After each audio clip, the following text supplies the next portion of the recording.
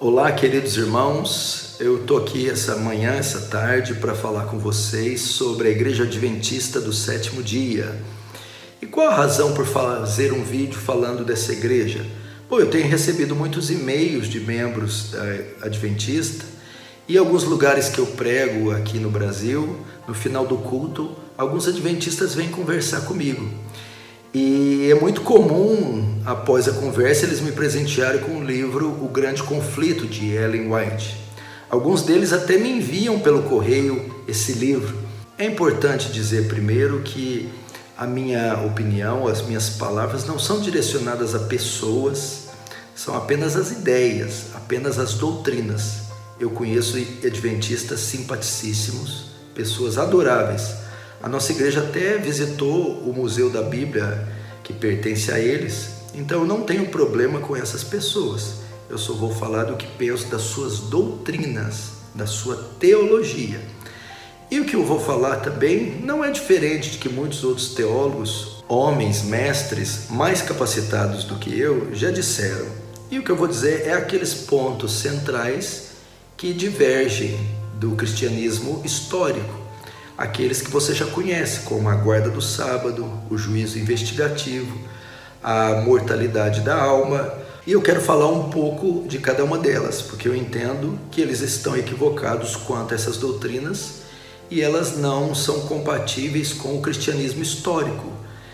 E eu quero começar, por exemplo, falando de Ellen White. Ellen White, ela é considerada como tendo o espírito de profecia. E os seus escritos e os seus ensinos são manifestações do dom da profecia. E eles têm igualdade com as Escrituras, com a Bíblia Sagrada. E isso para mim é um ataque à suficiência das Escrituras. Porque em Hebreus diz que tendo Deus falado antigamente pelos profetas, nesse último tempo falou pelo seu Filho.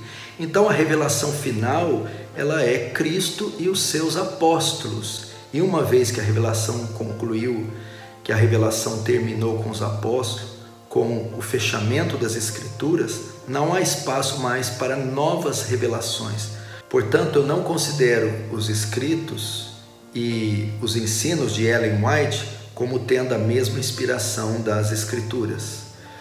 O segundo ponto que eu quero colocar, e esse é bem estranho, na sua cristologia. Alguns dos seus documentos está escrito que Cristo herdou a natureza pecaminosa de Adão, porque se assim não fosse, ele não poderia ser um substituto completo e à altura dos pecadores para assim redimi-los. Ora, o que a Bíblia ensina a esse respeito é que em 2 Coríntios 5, 21, diz que aquele que não conheceu o pecado, diz que Cristo veio ao mundo sem qualquer herança pecaminosa de Adão. E também diz em Hebreus 4 que em tudo foi tentada a nossa semelhança, porém sem pecado. Uma outra doutrina deles é a do sono da alma, que diz que depois da morte os homens ficam no estado de inconsciência. Mas na parábola do rico e do Lázaro nós vemos que ambos estão mortos, ou ambos morreram, e estão em estado de consciência. E também Paulo vai dizer que tem vontade de partir para estar com Cristo e não para estar em um estado de inconsciência. Um outro ponto, que é um dos mais conhecidos dos adventistas, é a guarda do sábado como dia de descanso. Nós, como cristãos, guardamos o domingo por causa da ressurreição, que está ali inaugurando uma nova era.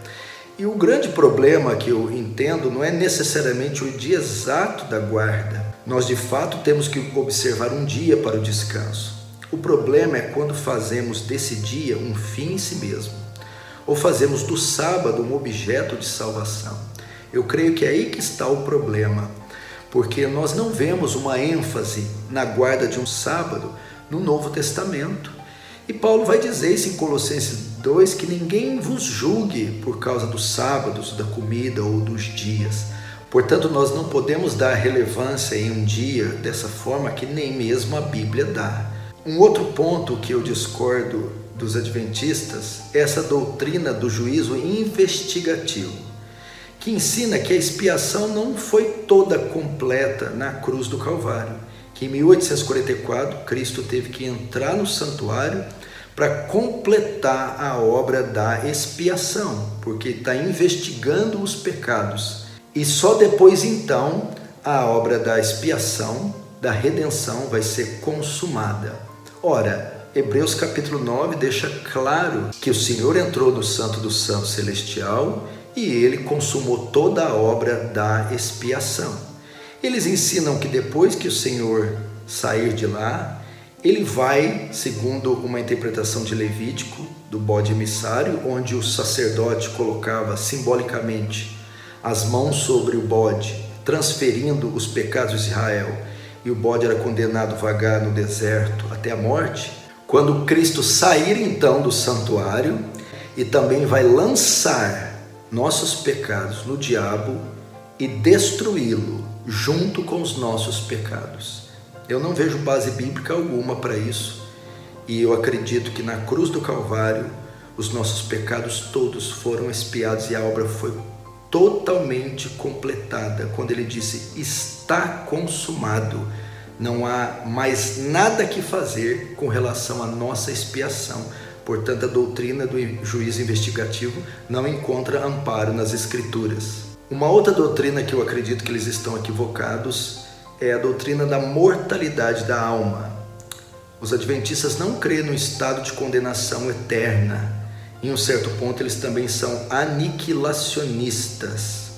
Nós acreditamos na imortalidade da alma e no lugar de condenação eterna. Nós temos vários textos, mas podemos usar o de Mateus 25, quando o Senhor está ali fazendo uma metáfora do pastor separando os bodes das ovelhas, e uns vão para o descanso eterno e outros para a condenação eterna.